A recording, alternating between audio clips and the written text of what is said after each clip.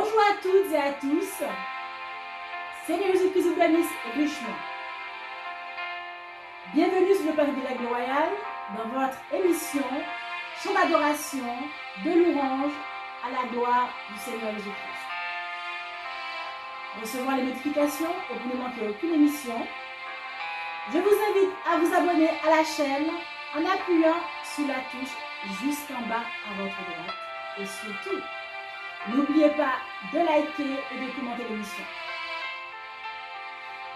Nous allons recevoir, accueillir le seul et l'unique vrai Dieu, notre Créateur, notre Maître, notre Sauveur, notre Absolu. Sans lui, nous ne serions rien et nous ne pouvons rien faire. Et nous voulons le glorifier, l'adorer. Applaudissons-le avec moi pour l'accueillir sur son plateau et nous le dire Alléluia. Alléluia, que tu puisses nous te bénir, nous te glorifier, nous t'accueillons sur ton plateau. Oh, merci Tout-Puissant pour ta grandeur, ton amour, pour la vie que tu nous as donnée. Merci pour ta mort, pour ta résurrection. Tu as donné la vie, Seigneur, tu as racheté au prix de ton sang, au prix de ta vie, Seigneur. Béni sois-tu, béni cet instant, Alléluia. C'est la adoration à toi seul, au nom de Jésus-Christ, Alléluia. Amen. Nous avons accueilli le Seigneur Jésus-Christ sur son plateau. C'est lui qui fait tout pour nous. Et nous voulons le servir vraiment avec beaucoup de fierté et de joie. Votre témoignage aujourd'hui, pour la gloire du Seigneur Jésus-Christ, c'est un témoignage de la présentatrice Reine Ciela, le témoignage de Voici. Souvent, je voyais un phénomène dans le monde avec des personnes qui voulaient toujours prendre le pouvoir sur d'autres, dominer sur les autres. Moi, c'est quelque chose que je ne comprenais pas parce que je sais qu'il faut respecter le respect, de respecter les petits, les grands. Il y en a qui veulent toujours dominer. Il y avait des choses qui se passaient dans le train, dans la rue, partout dans le monde. Il y en a qui veulent dominer sur les autres. Et quelquefois, il y en a même qui arrivaient jusqu'à tuer d'autres parce qu'ils voulaient dominer. Je dis, Seigneur, je ne comprends pas ce phénomène. Surtout pour nous qui sommes chrétiens,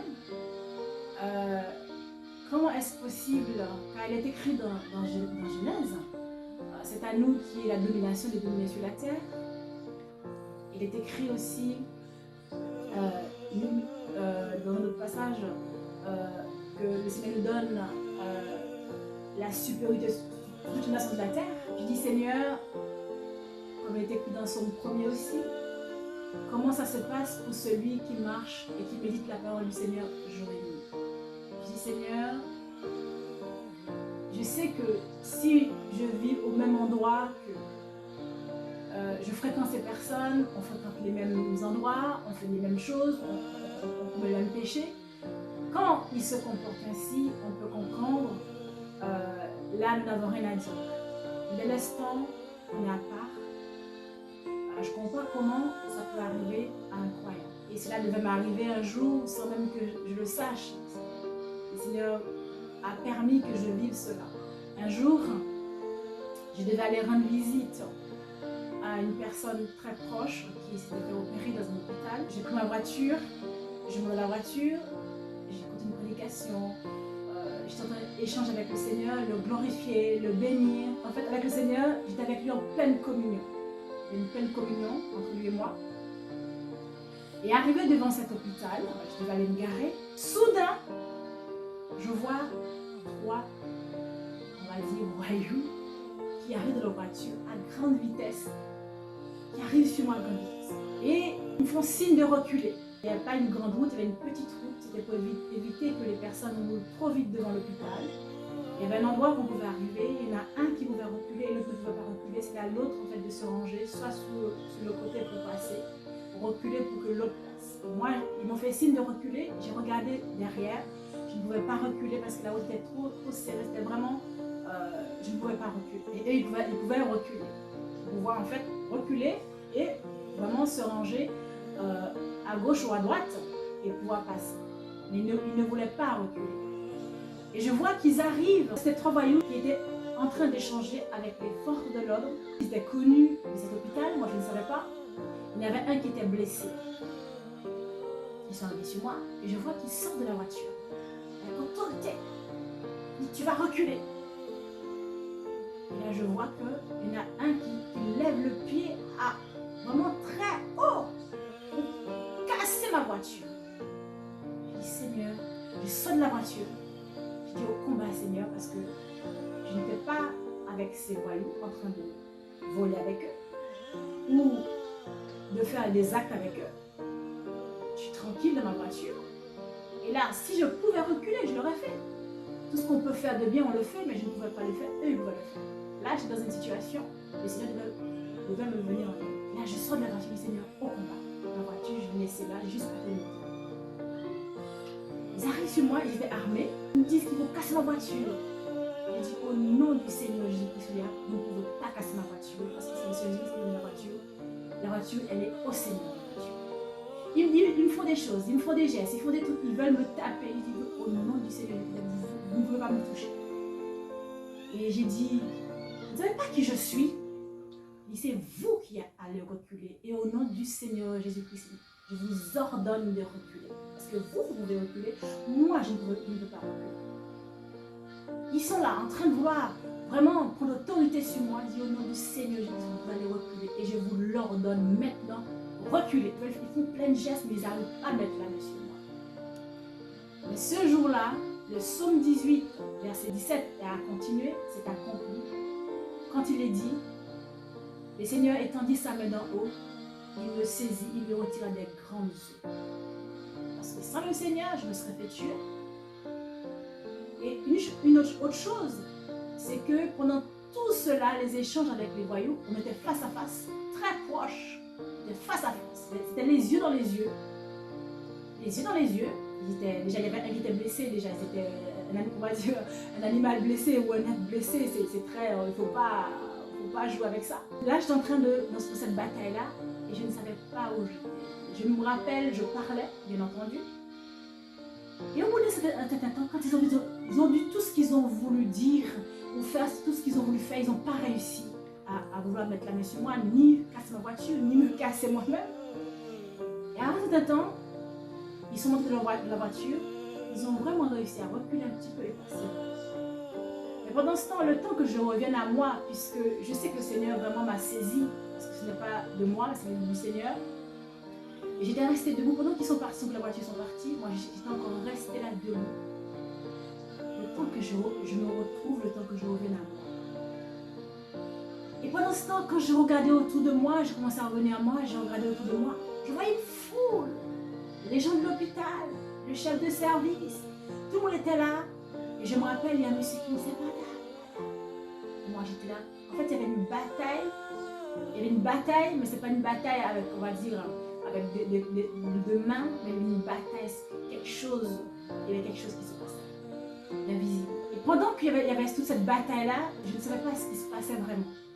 Je me rappelais vraiment que j'avais parlé, je me rappelle que j'échangeais avec les voyous, mais après, je ne savais pas ce qui se passait, je ne savais pas où j'étais.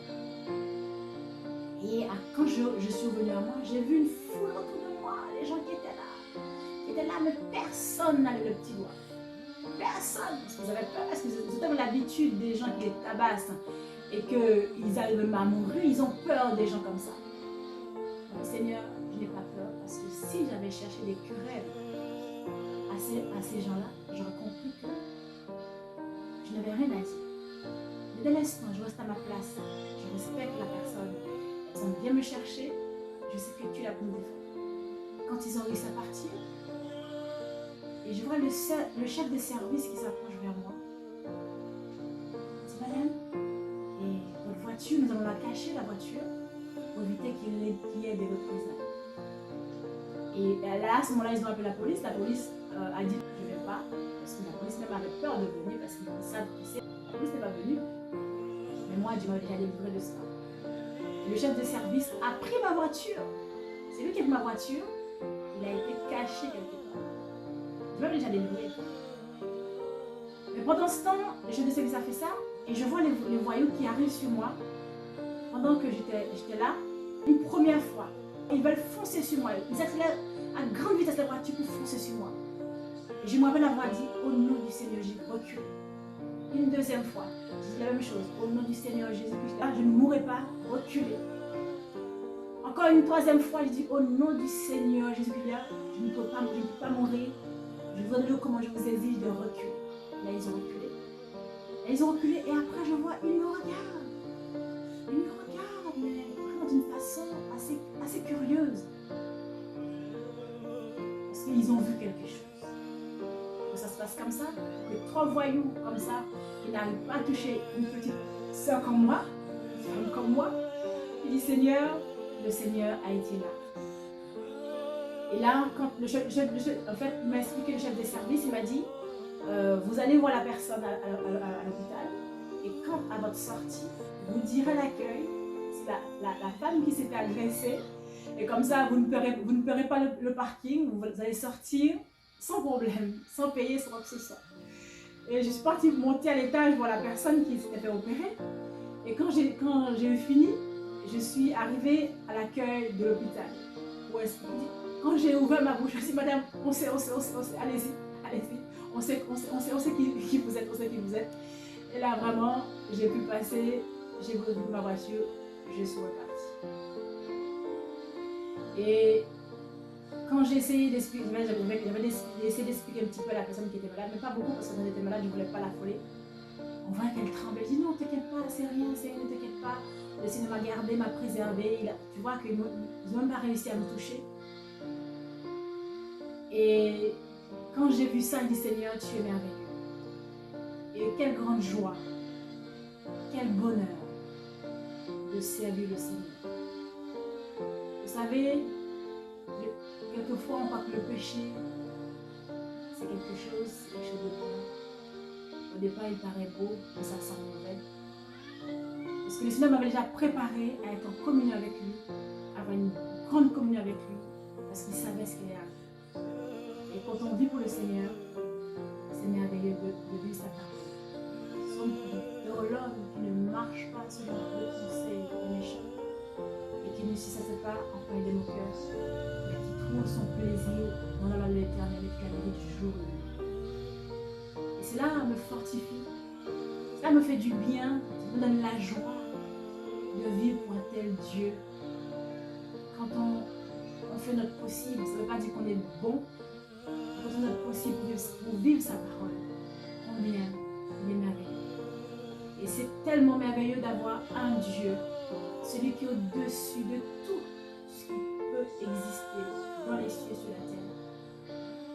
Un tel maître qui peut nous délivrer dans toutes circonstances, même quand il n'y a pas d'issue. Il crée l'issue pour nous, nous faire un chemin.